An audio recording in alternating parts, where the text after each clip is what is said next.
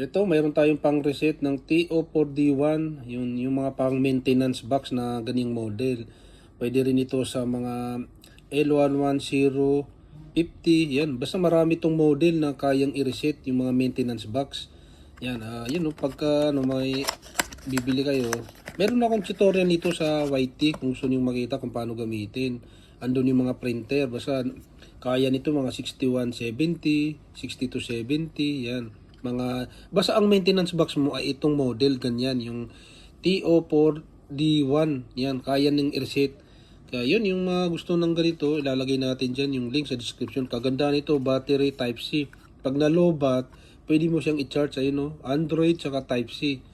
Ayan, kaya yun, para hindi ka bili ng maintenance box. Ayan, ito, maintenance. May chip resetter na siya.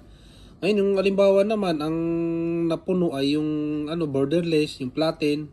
Yun, meron din tayong resetter niyan. Hanapin nyo lang yung dyan sa categories natin.